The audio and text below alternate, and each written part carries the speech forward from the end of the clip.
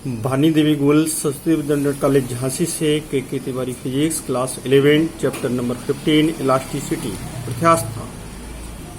इसमें जो अगला टॉपिक है वो है खींचे हुए तार की प्रत्यास्थ स्थितिज ऊर्जा, elastic potential energy of A stretch wire, या इसी को कह सकते हैं किसी तार को खींचने में किया गया कार्य।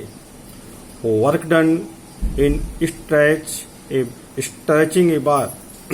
इसके लिए जब किसी तार को बाह्य विरूपक बल के द्वारा खींचा जाता है तो हमें उस तार के पदार्थ के परमाणुओं के बीच कार्य करने वाले अंतः परमाणु आकर्षण बल के विरुद्ध कुछ कार्य करना पड़ता है। कार्य की यही मात्रा खींचे हुए तार में स्थितिज ऊर्जा के रूप में संचित हो जाती है, जिसे कि खींचे हुए तार की प्रत्यास्थ स्थितिज ऊर्जा कहते हैं। इसे कैपिटल यू से प्रदर्शित करते हैं। माना कि किसी कैपिटल एल लंबाई तथा ए अनुप्रस्थ परिच्छेद क्षेत्रफल वाले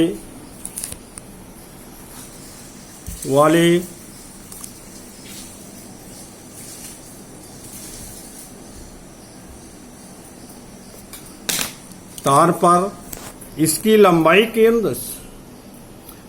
की दिशा के अनुदिश बाह्य विरूपक बल आरोपित करके खींचने पर उस तार की लंबाई L से बढ़कर capital L plus small l हो जाती है।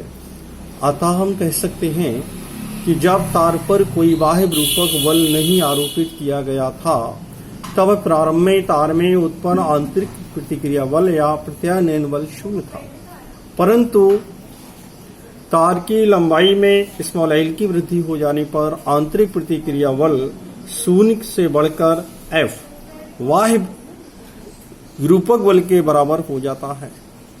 अतः तार की लंबाई में स्मॉल l की वृद्धि के लिए उसमें उत्पन्न औसत आंतरिक प्रतिक्रिया बल बराबर होगा 0 प्लस F/2 बराबर F/2 होगा समीकरण नंबर 1। इसलिए तार को L लंबाई खींचने में किया गया कार्य W बराबर होगा औसत आंतरिक प्रतिक्रिया बल गुणे तार की लंबाई में वृद्धि।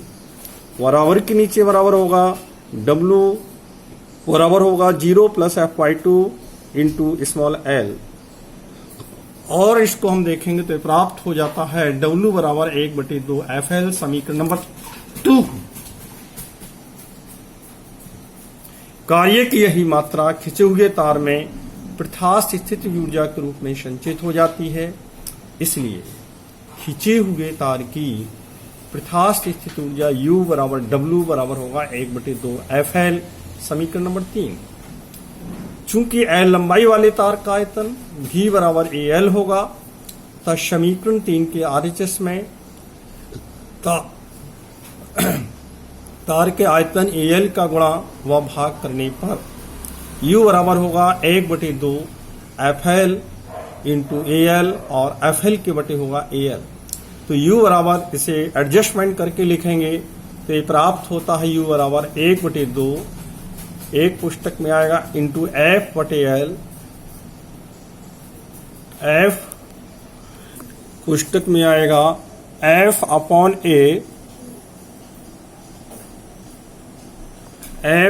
A into small l upon capital L into AL।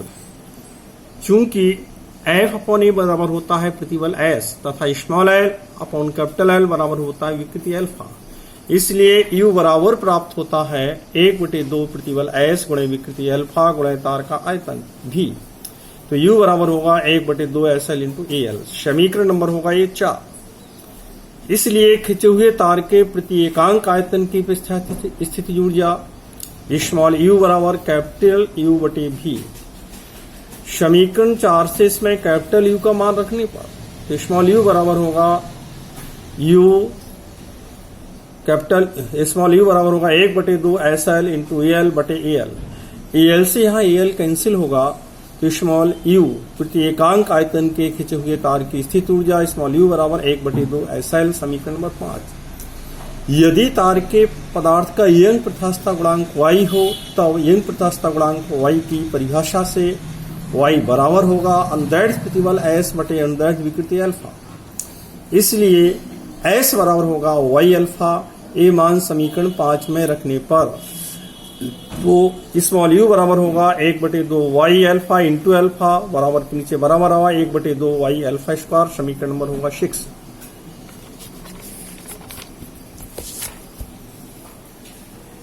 चूंकि विकृति अल्फा बराबर होता है s बटे y, ए मान समीकरण 6 में रखने पर स्मॉल u बराबर होगा 1/2 s इंटू s बटे y।